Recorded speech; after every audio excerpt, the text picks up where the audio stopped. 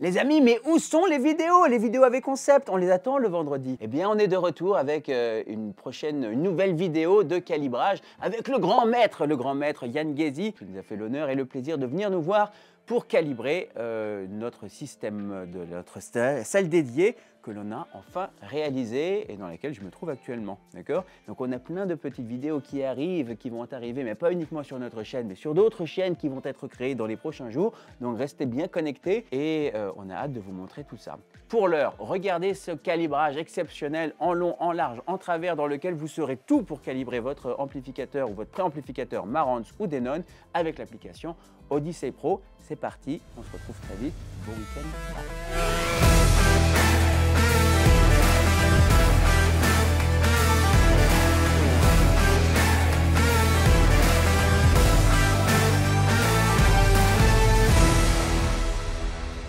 Ok, donc nous voilà disposés, Yann, confortablement dans notre salle et on va pouvoir démarrer ce méca calibrage que tu vas nous présenter en long, en large, en travers avec l'AV8805 de Marantz Oui. que tu maîtrises parfaitement et que tu vas nous montrer ça. Voilà, je te laisse démarrer. Donc là, on va commencer par le menu qui est le menu de base. En fait, on va démarrer la config. Ouais. On démarre la config. Donc ça, c'est un truc, c'est important. Vous achetez l'ampli, vous le connectez, c'est le menu que vous allez avoir tous devant vous. Donc vous avez deux solutions, c'est ça, hein, deux solutions pour arriver au même résultat. Soit vous faites le menu, donc l'assistant de configuration, le wizard, qui va vous permettre donc étape par étape de faire les choses. C'est ce qu'on va vous montrer maintenant.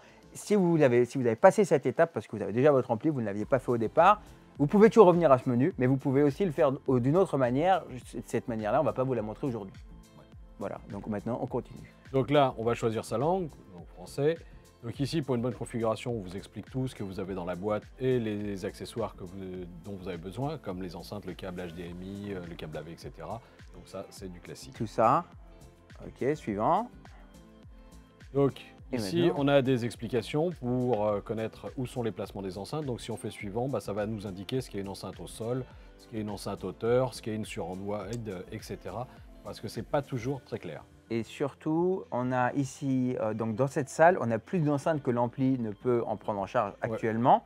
Nous, on a pris la décision de... Alors, on a 6 enceintes Atmos, donc 2 rangées de 3 au-dessus de nous, et 2 enceintes wide. Donc, en fait, c'est un choix qu'on va faire. Soit on décide d'avoir 6 Atmos pour mieux répartir les Atmos au-dessus des spectateurs des 2 rangées. Quand vous avez 2 rangées, ce que je vous fais à chaque fois dans les configs, c'est les 6 Atmos. Ou alors, on décide de mettre plutôt des wide qui sont donc entre les enceintes frontales et les enceintes surround. Nous, on va les mettre en wide. C'est comme ça. Donc, on va retirer 2 enceintes Atmos qui sont ici, qui ne seront pas connectées. Mais sur le prochain ampli, ça sera fonctionnel. Exactement. Exactement, l'AV10. Hey, hey. Donc, on continue. Donc ici, c'est des explications assez simples, hein, comment on branche ses câbles, comment on dénude son câble, comment on va torsader son câble et le connecter à l'arrière de l'ampli. Voilà. Sinon, vous pouvez utiliser des fiches bananes, ce qui est encore plus simple pour rentrer au centre du bornier. Il faudra juste retirer le petit capuchon. C'est ça. Donc là, on va regarder sur les sorties, hein, XLR ou RCA, ce qu'on va utiliser. Donc nous, dans notre cas, on va utiliser de l'XLR, je suppose. Exactement, c'est ça. Donc là, on va choisir XLR pour activer les XLR sur le préampli. Et ici, on va nous indiquer où connecter l'XLR et à quoi correspond chaque XLR, donc à quelle enceinte ça correspond, puisqu'en fait, derrière, c'est des noms génériques, front, center, surround back, etc. Mais comme on peut faire différentes configurations, on peut avoir des hauteurs, des top middle, des wide. Donc comme l'affichage n'est pas dynamique à l'arrière de l'ampli, ici, on va avoir les équivalences pour pouvoir s'y retrouver. Ok, cool. Donc front, c'est parti. C'est parti. Right. Ça a déjà été fait. Est-ce qu'on a une enceinte centrale? Oui, bien sûr que oui. Heureusement. Ouais. On la met en XLR. Voilà, c'est parti. Et on va continuer ainsi de suite pour toutes les entrées. Oui, XLR. Oui. Oui. Oui. On en a 2. XLR. C'est validé. C'est validé. Avez-vous des enceintes larges? C'est ça, c'est les wide. C'est les wide. Donc les wide, c'est les larges sur l'ampli. Sachez-le, Ouais. quand vous êtes dans le menu en français, je pense que c'est ça, Ouais. c'est ça la différence. Ok. Ah, si tu wide fais là. oui, Oui. en XLR. XLR. Et là, ça va nous indiquer. Front wide. On est bon. On continue. Suivant. Donc en fait, ici, on va avoir le choix ou de faire une configuration qui va marcher pour Dolby Atmos, DTS:X et Euro 3D, ou une configuration qui va marcher que pour Euro 3D ou que pour des Dolby Atmos et DTS:X. Donc là, il va falloir faire des choix selon le positionnement des enceintes dans la pièce. Ok. Pour nous, les choix sont faits. Les choix sont faits, les enceintes sont incastrées, on ne les bougera pas. On est cuit. On est cuit. Donc là, ce qu'on va décider, c'est le nombre d'enceintes au plafond. Donc 4. 4 enceintes, donc 2 paires d'enceintes. C'est ça. Et on va choisir la position. Donc là, si on choisit avant plafond, l'étape 1, ça va fonctionner pour de l'Euro 3D. Mais dans notre cas, nous, on est plutôt sur de l'enceinte plafond. Oui, mais enceinte avant plafond. On a avant plafond et arrière plafond. Oui, nous, c'est ce qu'on va utiliser. Parce que sinon, on avait le choix avec avant-haut, qui sont des enceintes qui sont au-dessus des enceintes principales. Ah, ok. Et ce n'est pas notre cas. Donc là, ici, on va choisir avant plafond. Ok. Arrière plafond. Voilà. Et voilà, c'est petit. Voilà. Ici, on a plusieurs choix. Et là, on est pareil en XLR. En XLR. Là, on se connecte sur les Height 1. Height 1, c'est celle à droite. Alors, on a classé ces enceintes top, middle, right. Donc, nous voilà de retour. Vous êtes rendu compte, on a changé de place pour des raisons pratiques. Tu t'es assis ici parce que tu as accès plus facilement aussi au Marantz qu'à télécommande. Tout n'est pas encore connecté en domotique, tout ça. Et donc, on est en train de préparer les choses. Le micro est connecté, donc ça c'est simple. Vous pouvez utiliser le micro de calibrage chez Odyssey qui est déjà livré avec le Marantz ou avec le Denon d'ailleurs. Il y en a un autre, il y a aussi un autre micro qui existe. Ouais, l'AMC1 X qui est disponible sur pas mal de stores. Il suffit d'aller sur le site Odyssey et il y a des liens pour pouvoir l'acheter. Pour pouvoir le commander, et c'est un micro qui est calibré vraiment spécifiquement pour chaque modèle est spécifiquement calibré, donc ça vous donne un réglage plus précis. Nous, on va le faire avec le micro qui est livré avec le Marantz, qui sera déjà très bien. Et donc on a acheté la licence chez Marantz, donc pas chez Marantz, chez Odyssey. Chez Odyssey. Donc tu as tout connecté et on est prêt à démarrer. On a positionné le micro sur une position moyenne qui est entre nous deux et on va peut-être pouvoir le placer un petit peu plus proche si j'arrive à goupiller cette histoire. En fait, ce qu'il faut faire attention, c'est que le micro soit à la hauteur des oreilles par rapport au point d'écoute principal. Donc on y a une position 1. Donc là, il faudrait qu'on le recule un tout petit peu théoriquement. Et il faudrait qu'il soit exactement entre les deux yeux de Sacha. Mais on va pas le faire. On va pas le faire là maintenant, mais on peut peut-être faire un truc, on peut peut-être goupiller quelque chose, sachant que ça bouge trop. Parce que là, c'est fixé, tu vois. Ouais. Et on va reculer ici. Qu'est-ce que t'en penses? Yes. C'est pas mal ça. Ouais. Donc là, on va prendre notre point de référence. Voilà. Alors, chose très importante, s'il y a un mur derrière, il faut faire attention à ce qu'il n'y ait pas le micro qui soit à moins de 50 cm d'un mur, parce qu'en fait, sinon, on va avoir la réflexion directe du mur arrière et le micro risque de prendre les réflexions directes, donc on ne va pas avoir une mesure précise. C'est ce que je vous dis à chaque fois quand je vous fais vos plans. Je dis séparez-vous au moins, éloignez-vous au moins de 50 cm entre vos oreilles et du mur qui est au fond. Ne mettez pas votre canapé collé contre le mur et du coup là c'est l'exemple encore qui revient.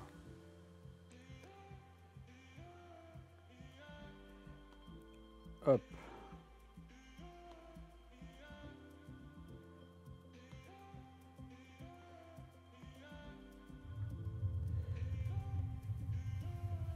Donc là, on va analyser chaque subwoofer pour ajuster leur niveau. Donc là, on voit que les subs sont beaucoup trop hauts. Donc il faudrait les baisser. On va les baisser. Donc théoriquement, il faudrait les baisser sur les subs. Sur l'ampli de puissance, le gain. SA1000. Ouais. C'est parti. Jusqu'à ce qu'on soit dans le vert en fait. Ah, ok, c'est parti. Ah oui, mais c'est ça, mais qui a tourné ça à fond? C'est bizarre ça. Attends, là on est trop bas. Il faut qu'on soit à 76 dB.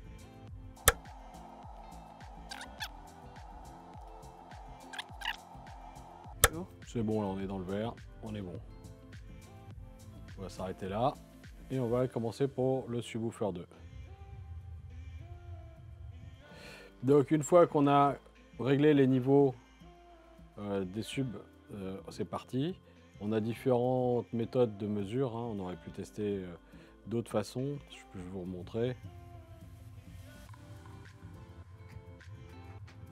C'est différentes techniques de mesure. Ah mais j'avais vu le 76 plus haut en fait. C'est marrant, ça, ouais, je l'ai mis à 78. Ouais, c'est pas grave, on va y arriver. Alors, tant qu'on est dans le vert, on peut On y passer. va.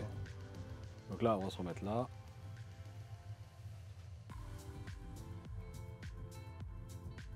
Et la moyenne, c'est la rouge. Donc là, on va commencer la position 1. Donc le micro en position 1, principale. Et on va lancer la mesure avec le ACM1.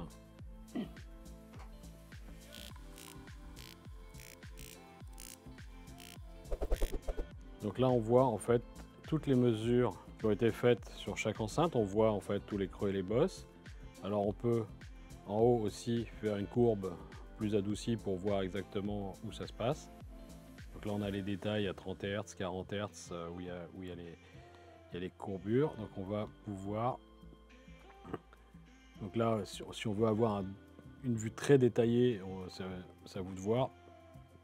C'est quand même plus facile de travailler un peu sur des ensembles. Donc ici, on voit qu'on a quand même une montée dans les 60 Hz, 70, 80 là, ici. Donc on a des petits problèmes acoustiques et ça, on va voir le système pour les régler. Alors ici, ça c'est une vue normale, hein, c'est le caisson de base puisqu'il ne fait pas d'aigu, donc on n'a pas la partie haute pour l'ensemble des caissons. Là, on doit avoir un petit pic qui a été mesuré, mais ça qui vient plutôt de la clim qui tourne derrière. Ah, on peut baisser la clim. Ouais, mais bon, c'est juste pour te montrer en fait, comme Ouais. ça tu vois. Donc ici, tu vois, ça on c'est en off. Celle-là qui est abîmée, là où tu n'as pas ton tweeter, tu vois, tu as encore un résidu de clim. Tu le vois là. Donc c'est bien ça, c'est bien la clim qui tourne. Puisque c'est pas l'enceinte vu qu'il n'y a pas d'aigu. Tu vois la clim là, elle tourne là, on l'entend bien là. Putain, c'est marrant parce qu'elle est vraiment, elle était au plus bas. Et tu vois que les enceintes plafond, tu vois, ça descend pas, tu vois. C'est aussi intéressant, tu vois. Tu le vois. Les enceintes, ça? Plafond, ça n'a pas de grave, quoi. Ouais. Tu vois le creux là, ça s'effondre. Et- On se fait la position 2. On se fait la position 2.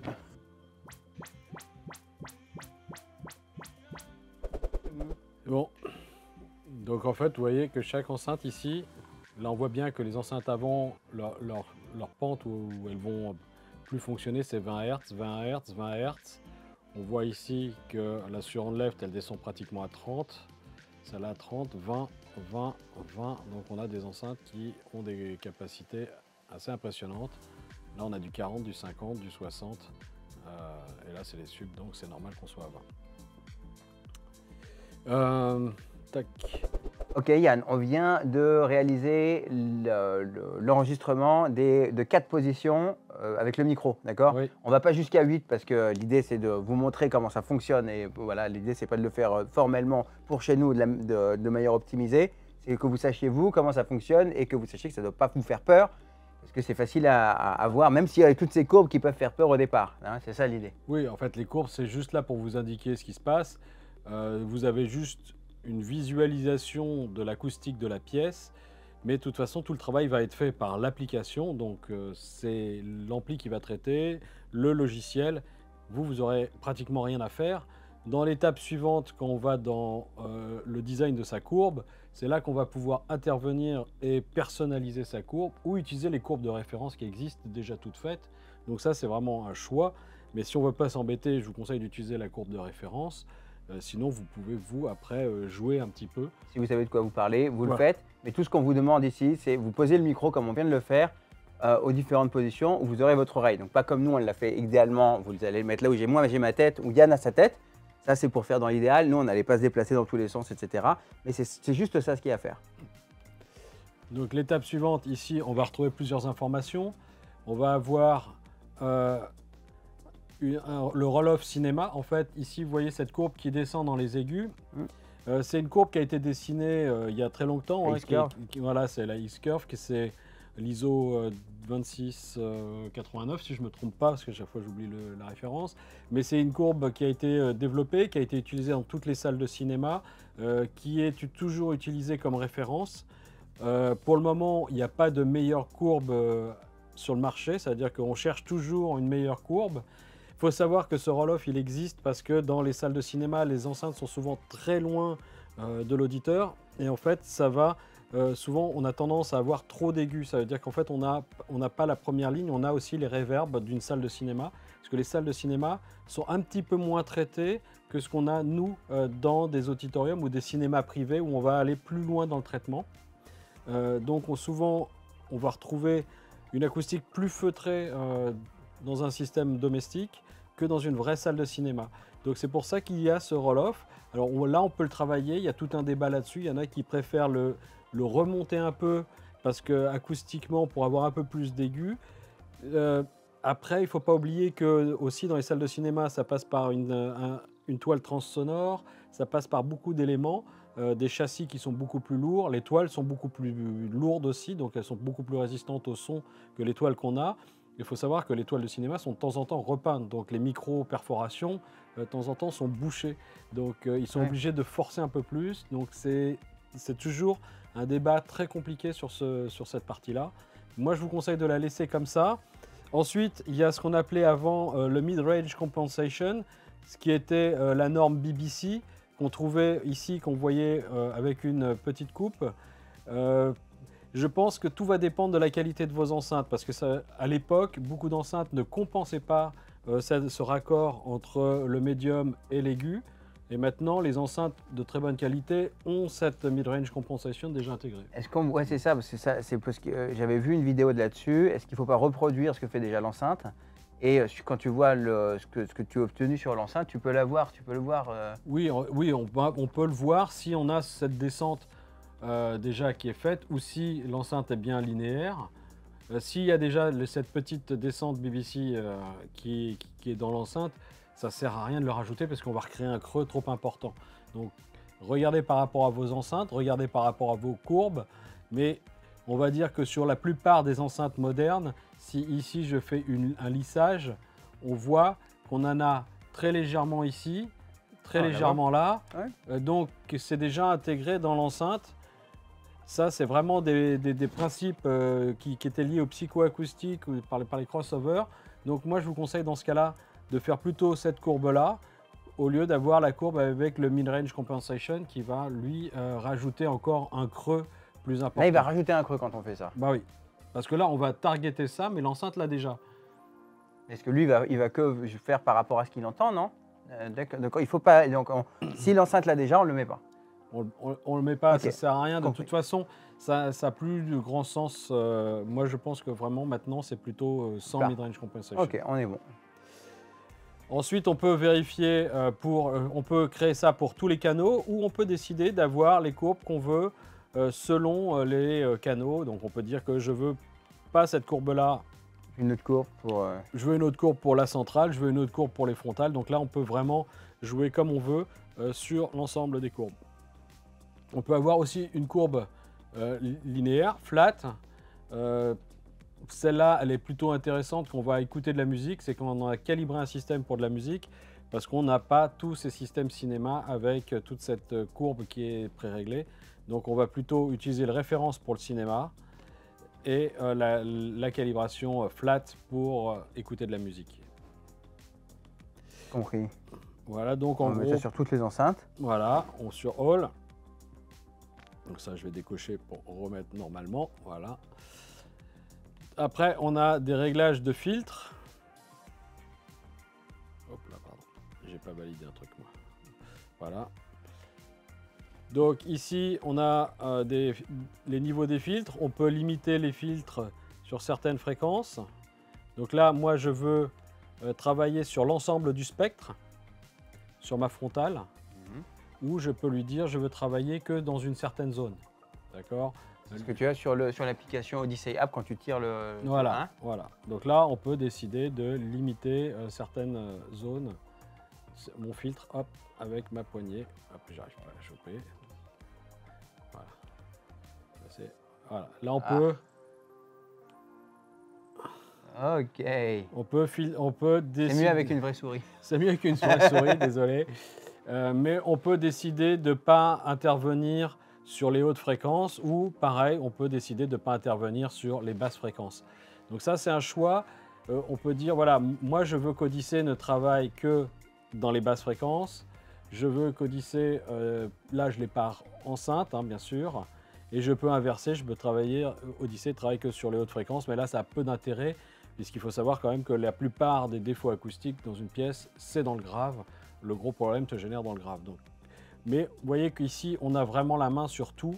On peut travailler sur les caissons de basse, sur les fréquences des graves, à quel moment ça dégénère. On voit qu'ici, bah, c'est vraiment dans le bas, en dessous des 50 Hz, hein, qu'on commence à avoir des soucis.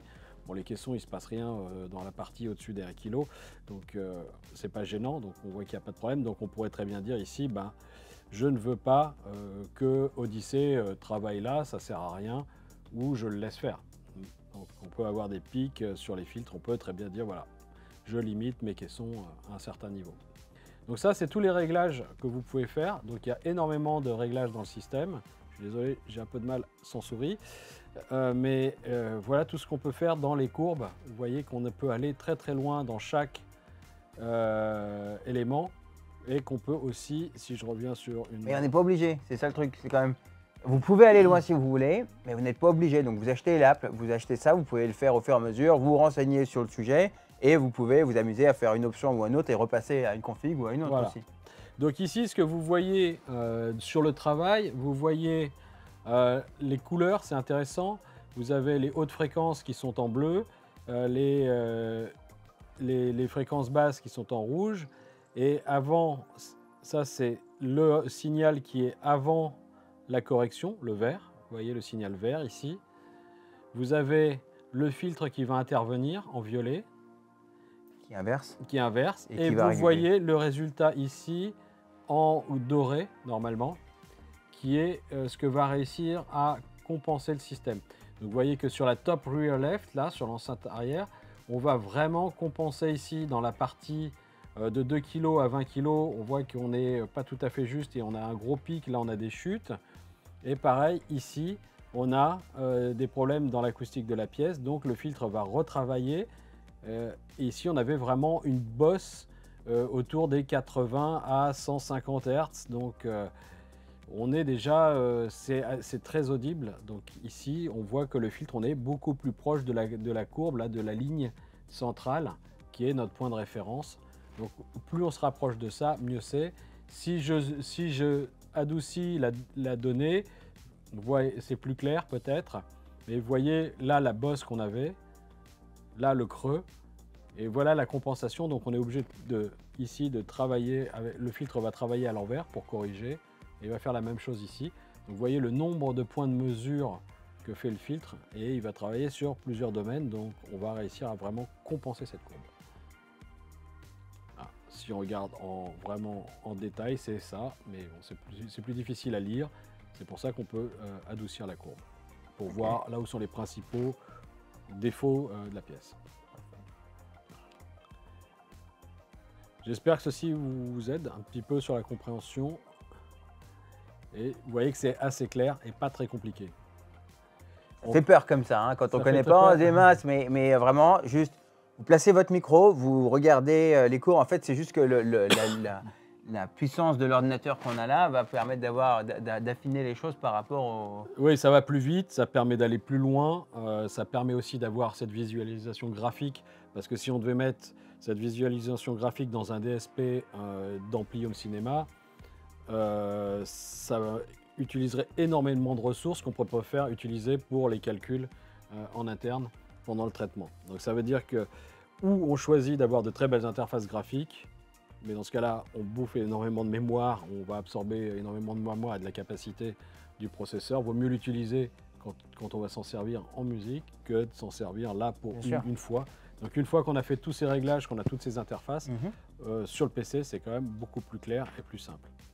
Donc après, on peut bien sûr régler ces calibrations.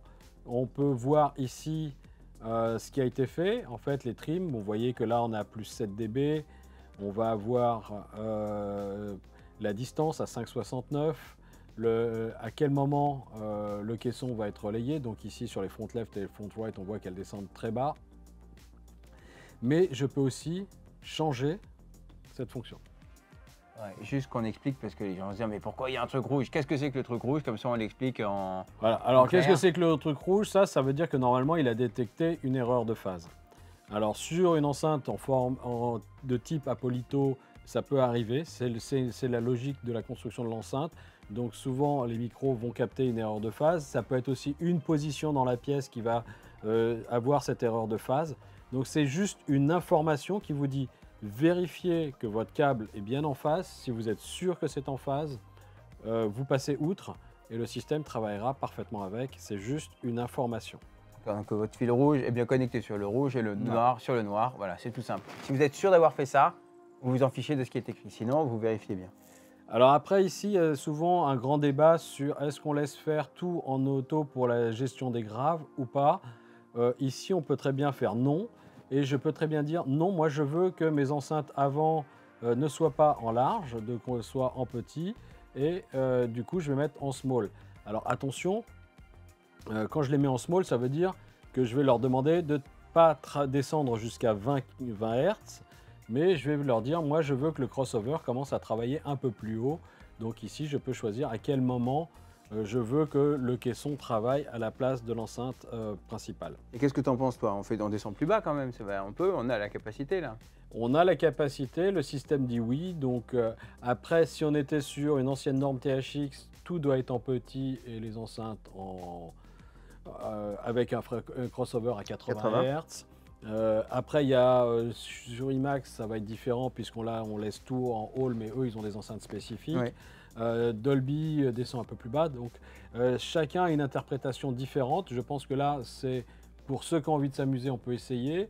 Moi, je conseille au départ de démarrer avec le système auto, de faire une écoute ou deux. Si ça ne vous convient pas, vous pouvez toujours revenir dessus. Le auto, c'est 40 là, c'est ça? Quand tu dis non, auto, ça va non. il va aller à 20. Non, il va aller à 20. Okay. Hein, donc là, parce qu'il a mesuré que les enceintes avaient cette capacité-là. Certes, là, on a de belles enceintes dans les murs, donc elles ont la capacité. Mais, splendide.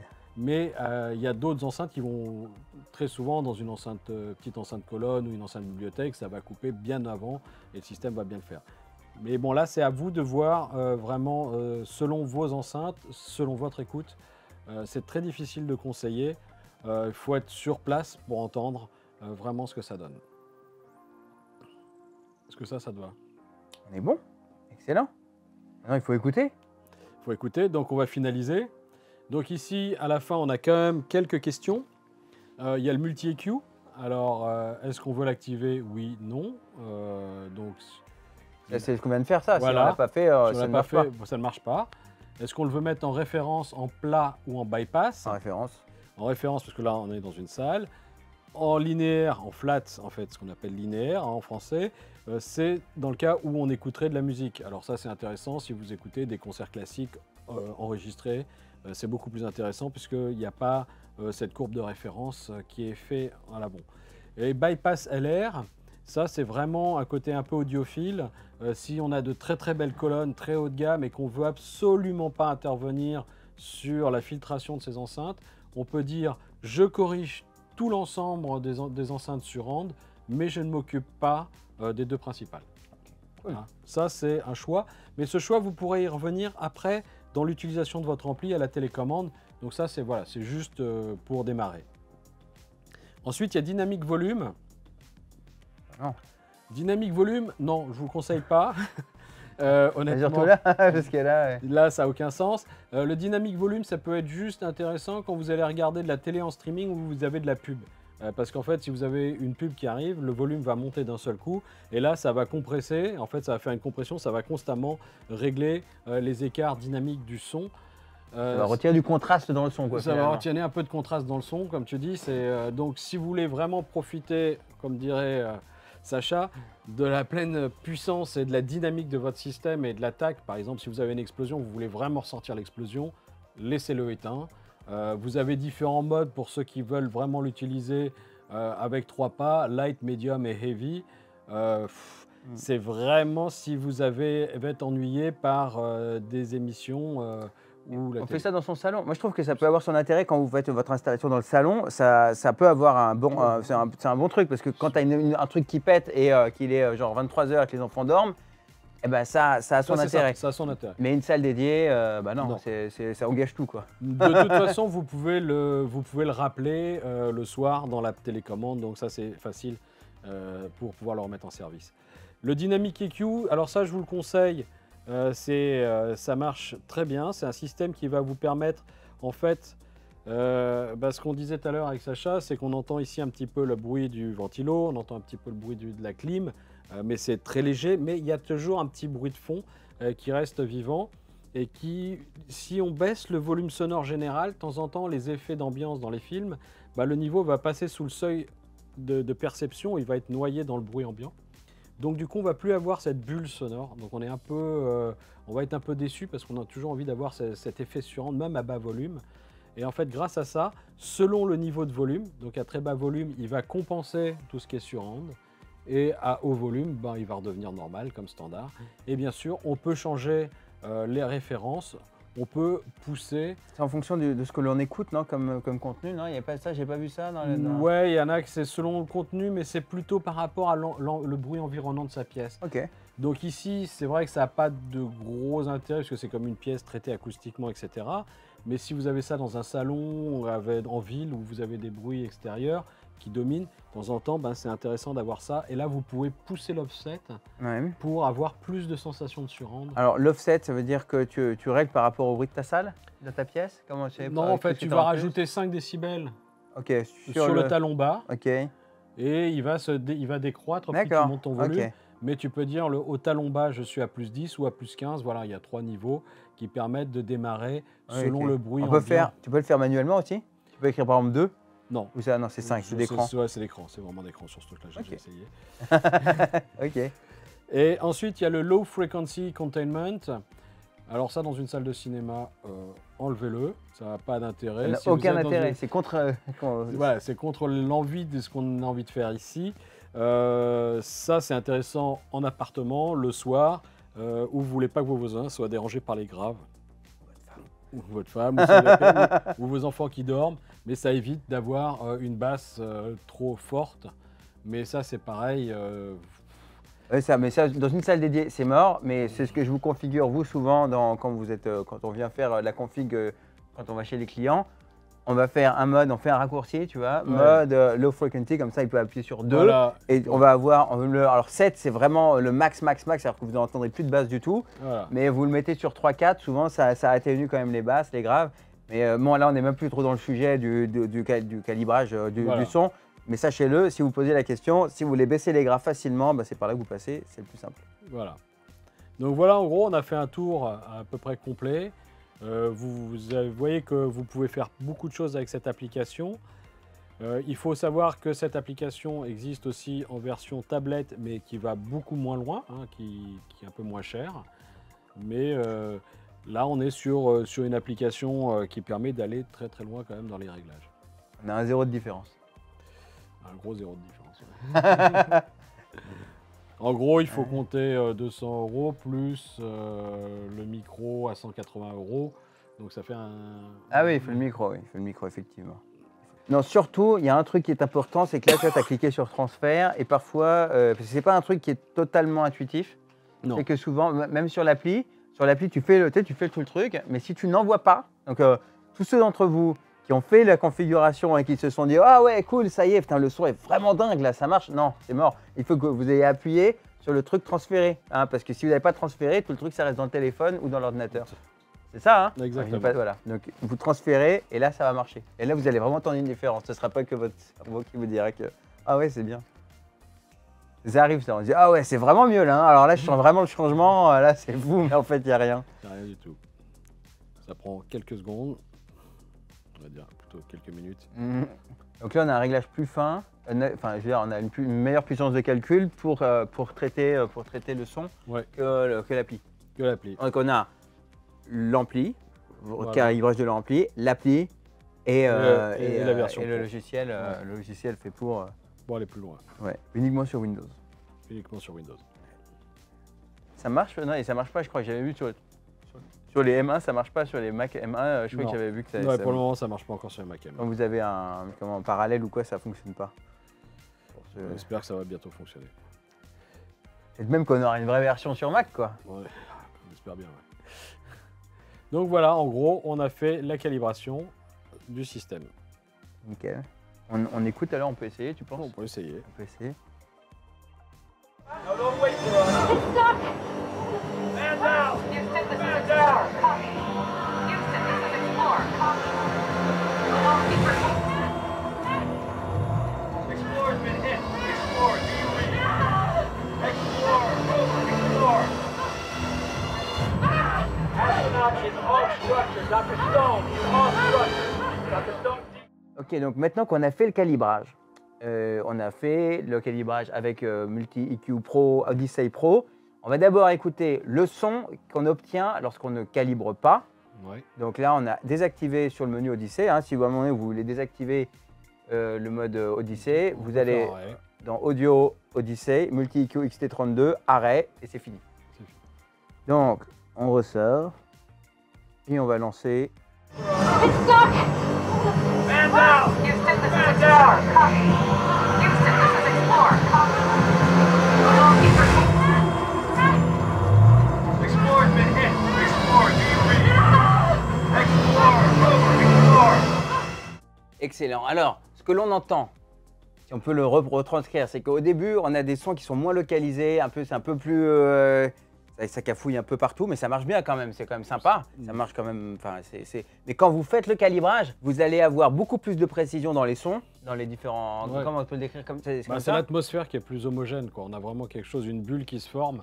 Au départ, c'est des sons qui arrivent un peu de partout, mais qui n'ont pas de lien entre eux, quoi. Donc, et là, d'un seul coup, il y a un Et là, truc qui c'est se forme. unifié. Ouais. Donc voilà, donc faites ce calibrage, au moins avec l'appli, parce que je sais que certains d'entre vous ne le font pas, et c'est dommage, c'est trop dommage d'avoir un préampli comme ça et de pas le faire l'effort. Voilà, ou sinon faites appel à des gens comme nous pour le faire. Merci Yann. De rien. Est-ce qu'il y a encore un conseil à donner? Non, après, on peut toujours affiner, régler un petit peu selon ses préférences. Il y a aussi le fait d'appuyer tout simplement sur Options et on va pouvoir régler selon ses sources. Parce que des fois, certaines sources sont pas les mêmes niveaux ou les dialogues sont un peu On peut plus bas. ajuster. Voilà, on peut ajuster et ça sera en mémoire selon la source. Donc ça, c'est une petite chaque- astuce. À chaque fois qu'on va aller sur le Blu-ray, vous aurez un peu plus sur l'enceinte centrale ou un peu moins sur l'enceinte Atmos ou un peu plus. Voilà, c'est ça. Voilà, c'est l'idée. des petits réglages, c'est des petits affinages. Et qu'on mais, peut ajuster. Voilà. Ensuite, un conseil auquel je pensais, c'est qu'une fois que vous avez fait ça, un truc qui peut être intéressant, normalement, on a l'enregistrement du calibrage sur l'ordi, normalement on le garde, mais mettez-le sur une clé, parce que si un jour vous avez fait plein de réglages sur l'ampli, quand vous les avez mis sur une clé, vous avez une option sauvegarder, et comme ça on a tout dessus, et Ouais, si un tout. jour on change d'ampli, eh ben, on peut le recharger dessus. Exactement. Yann, merci beaucoup. C'était un petit peu rock'n'roll aujourd'hui parce qu'on est encore en train de faire plein de connexions, on est en train de ranger la bête technique derrière, donc c'était une petite histoire à faire. Nous, on a cuté ça au montage, mais c'était un peu chargé. Donc, merci beaucoup. Bah, de rien. Et du coup, voilà, si vous avez des questions, vous dites Oncle Yann, donne-nous des nouveaux conseils sur une prochaine vidéo. Il sera là. Et voilà, on a la chaîne Denon aussi, Denon à suivre. Ouais, il y a une petite. Non, mais il n'y a pas grand chose en français, mais il y a. Ça va arriver. Ça va arriver. Ça arrive, ça arrive. Merci, à très vite. Du coup, qu'est-ce qu'on dit? Bah, Abonnez-vous. Bah, abonnez-vous et puis merci de À nous très avoir vite. regardés. Prenez soin de vous. Ciao. Bye.